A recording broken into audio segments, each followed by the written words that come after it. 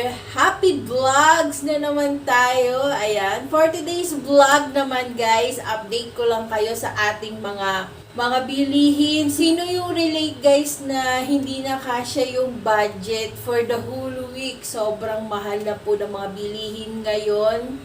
Kahit nasa palengke, sobrang mahal na rin ang bilihin. Mahal na nga ang bilihin sa supermarket, mahal pa rin ang bilihin sa palengke. Bibili ka lang ng gulay, grabe, aabutin ka na ng 270 pesos gulay. Isang gulay pa lang yun ha, na nabibili mo.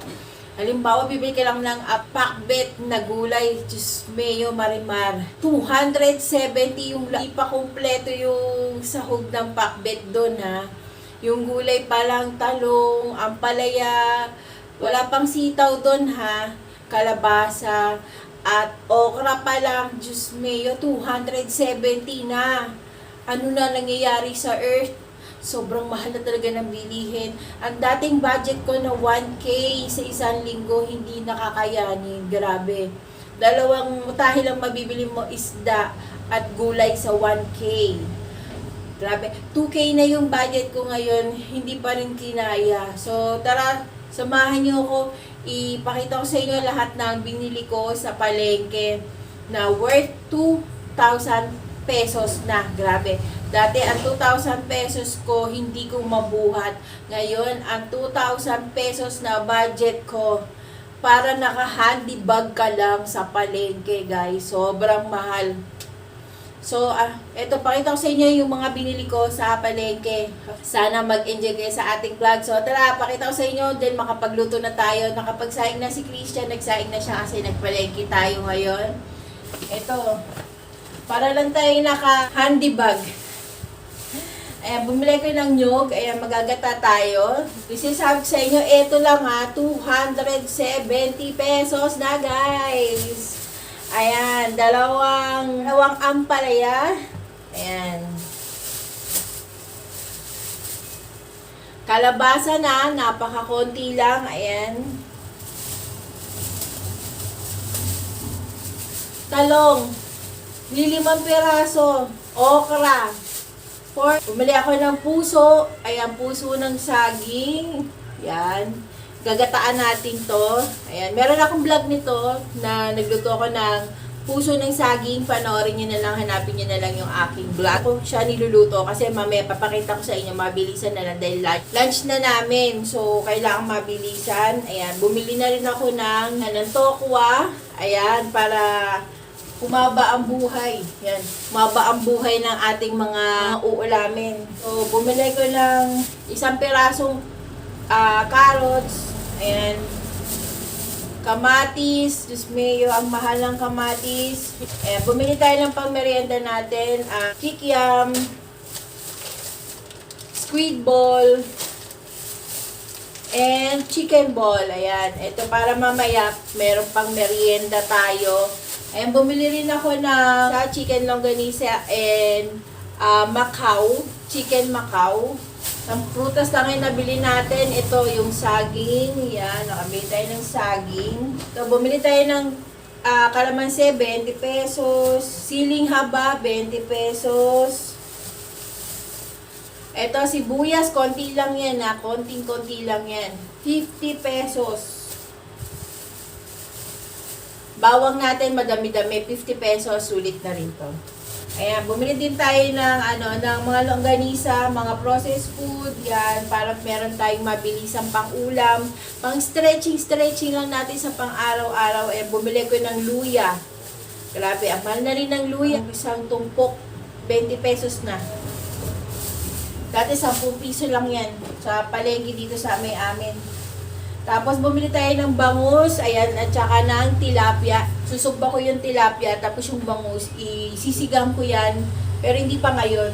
Bumili tayo ng pork, ayan, yung puro laman lang yung binili natin. Ito, bumili ko ng sampalo, kasi nga magsisigang ako ng bangus. Yung bangus, pinaboneless ko na yon para hindi na mahirapan si Rick kumain, kasi medyo mahirap siyang kumain pag may tinik.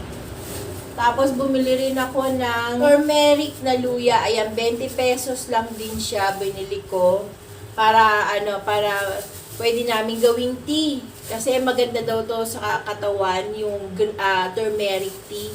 So, ayan, bumili ko nito. Yan lang yung mga pinamili natin, worth 2,000 pesos na yan. And ito pa, ayan, may ni-request kasi sa akin si Christian dahil kasi nga, di ba, siya yung naglalaba dito sa amin. Eh, yung mga hanger namin na, may mga ipit-ipit, nagkakanda sira-sira yung ipit, siguro sa, sa init na rin, init, lamig. So, ayan, nagpabili siya nung parang octopus na, na ipit. So, ayan, ito, dalawa binili ko. 100 pesos ang isa, grabe. Ayan. Para yan kay Christian. Bumili rin ako ng pambalot, pang lumpia wrapper kasi meron akong giniling na chicken. Yung dala ni Ate Oxy nung isang araw, medyo madami siyang giniling. So, hahatiin ko pa yon nung kalahati para sa tortilla ni Rick. Tapos yung kalahati, gagawin ko siyang Shanghai. Kaya, meron akong isang perasong carrots kasi gagawin ko siyang pang Shanghai. So, extend lang talaga yung natin, yung technique natin dito sa sa pagbabudget natin. Ayan, yung mga mommies dyan out there, yan. Ang technique lang talaga natin, i-stretch ng husto lahat ng mga pinamili natin. Hindi tayo magluto ng bonggang-bongga unless birthday nyo. Ayan.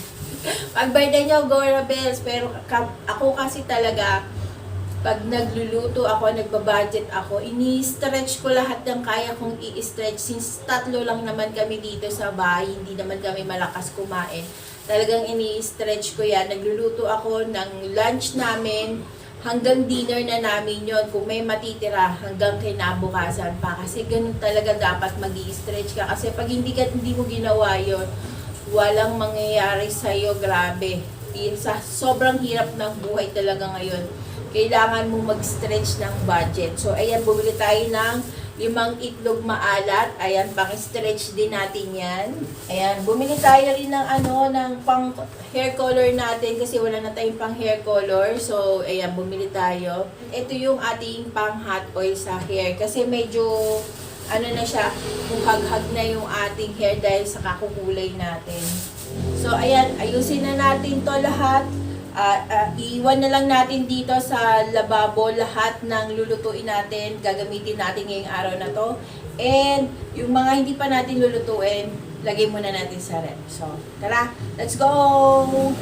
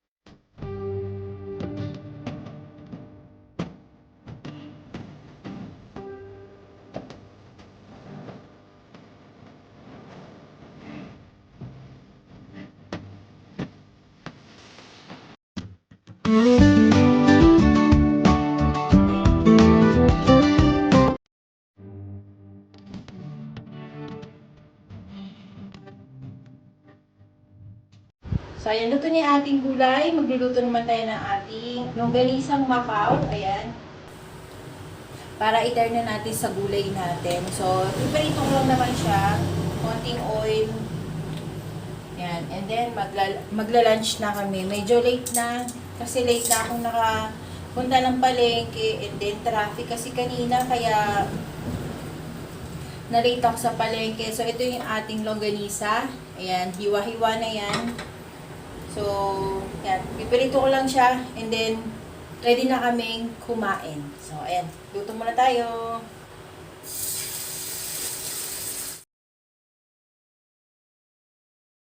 So, ayan. Tapos na tayong magluto. Kakain naman na kami. So, see you later, guys. Kakain muna kami.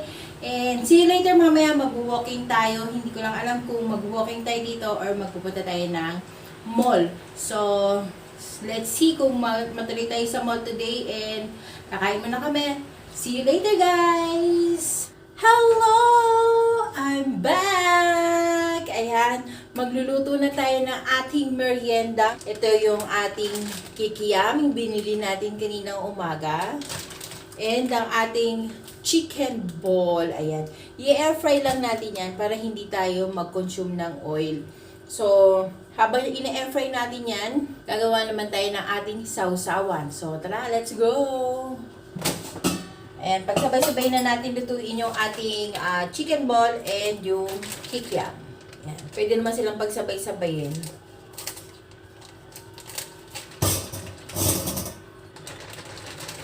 So, ayan. Ito na yung ating kikiam and chicken ball. Ayan. Lutuin na natin sila na 20 minutes. Yan. 20 minutes lang yan. Habang hinihintay natin silang maluto, meron ako ritong kalamansi, sibuyas at bawang. So, mix-mix lang natin to. Ayan. Tapos, patakan natin ang kalamansi. Ayan. Lagyan natin ng suka. Ayan. Kahit anong suka meron kayo, pwede naman yan. Ng konting toyo.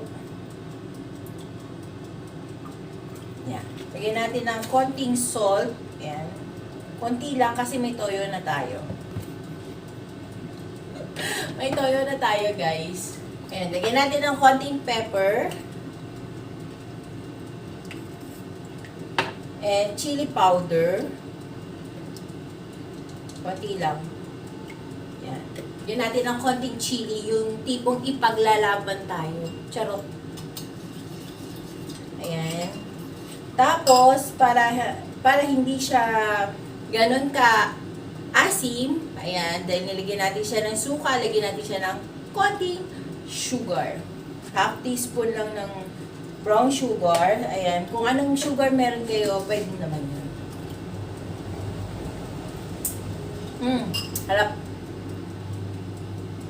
Perfect na yung ating suka. So, hintayin na lang natin ang ating air fry na kikiam and chicken ball. And hindi ko alam, guys, kung makakapag-walking kami kasi medyo madilim na sa labas. And parang uulan. So, try natin mag-walk pero magdadala na lang kami ng payong kung hanggang saan na lang kami aabutin. Makapag-walk man lang kahit sandali. So, ito namang air fryer natin. Pwede natin yung iwan dyan. Habang tayo nag-air fry tayo, pwede natin siyang balikan kasi mag-i-stop naman siya ng kusa.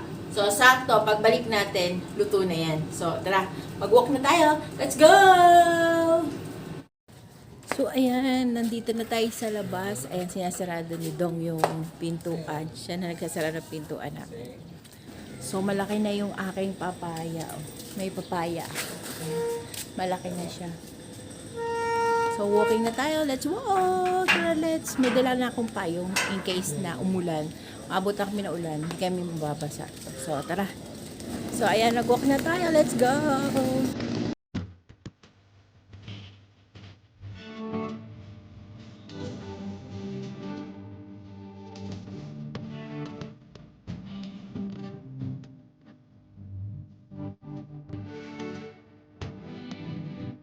Yan yung sinasabi ko sa inyo. Yan. Inaabot niya. Pero nung kinuha niya, nakaganon yung kamay niya. Yan. Dapat di ba pa gano'n? O, yan. Ngayon, diretso niya na. Ngayon, diretso niya na nakukuha. Kaya ninervous ka. Magpapasto kami sa ospital na naman. Buti na lang hindi. Thank God. Kasi bumalik ulit yung ano niya. Parang ano lang. Parang miracle talaga. Oo. Una hindi niya maigalaw. Ayaw niya mag-close open. Pero nung bandang hapon, ayan, ako nag-close open na naman siya. So, thank God. Yan, doon tayo mag-e-end sa ating garage mamaya kasi naggawa na si Christian, naglagay na siya ng mga Christmas lights. So, papakita ko sa inyo yung aming Christmas light. Ginawa siya ni Christian. Hindi niya nailagay yung parol kasi may mga ibang bulb na pundido na. So, dapat pala napaayos muna yun. So, ayan, nandito na tayo sa ating bahay. Ayan. So, ngayon, mag-e-end na tayo ng ating vlog. Sana ay nagustuhan ninyo ang aking vlog for today. Ang aking simpleng vlog. Ayan. And, sana ay mag-subscribe kayo sa aking YouTube channel. Ayan, John Rick Rodriguez. Kung hindi ka pa nakakapag-subscribe sa aking YouTube channel, ayan, iniimbitahan kita na mag-subscribe na sa aking YouTube channel para ma-inspire and mapasaya ko kayo sa aking simpleng pamamaraan. So, muli po, ayan, ini-invite ko po kayo na mag-subscribe sa aking YouTube channel today! Ayan, Merry Christmas! Ayan, meron na tayong pa-lights dito. Ayan, hindi niyo pa siya masyado makita kasi medyo maliwanag pa. Ay, so, ayan. Fila po natin ang ating kapaskuhan. So, ayan. Kung hindi ka pa nakapag-subscribe sa aking YouTube channel, please do subscribe to my YouTube channel and hit the bell notification para lagi kang updated once meron akong bagong upload. Ayan, see you on my next vlog. Bye!